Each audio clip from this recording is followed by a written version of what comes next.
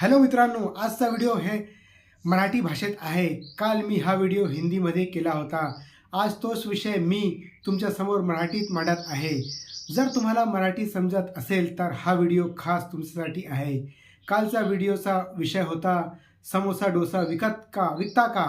आता व्यवसाय वाढण्याचा विचार करा. जर तुम्ही समोसे विकत असाल, डोसा बनवत असाल, इडली विकत असाल किंवा गुपचूपच्या ठेला लावत असाल, पण तुमचा व्यवसाय चालत नसेल, कमाई कमी होत असेल आणि मार्केटमध्ये खूप स्पर्धा असेल, तर हा व्हिडिओ फक्त तुमच्यासाठी आहे. माझे नाव Azhar Ahmed, food brand growth expert. मी तुम्हाला सांगायला आलो आहे की तुमचा छोटासा फूड स्टॉल मोठा कसा बनवायचा. मित्रांनो, काळ बदलला आहे. फक्त चव चांगली असणे पुरेसे नाही. लोकांनी तुम्हाला ओळखले पाहिजे, पाहिले पाहिजे आणि तुमच्यावर विश्वास ठेवला पाहिजे. पहिली गोष्ट, तुमचा ठेला किंवा स्टॉल स्वच्छ आणि नीटनेटका असावा. आजचा ग्राहक स्वच्छता पाहूनच खरेदी करतो. दुसरी गोष्ट, तुमच्या समोसा डोसा इडली किंवा गुपचूपचे चांगले फोटो काढा. मोबाईलसुद्धा काढू शकता. दररोज एक फोटो किंवा छोटा व्हिडिओ बनवा. तो तुमचा फेसबुक आणि इंस्टाग्रामवर पोस्ट करा.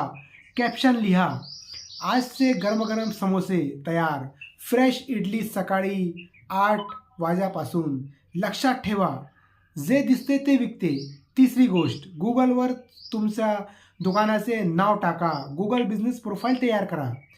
जेव्हा कोणी best samosa near me search करेल तेव्हा तुमचं नाव दिसले पाहिजे.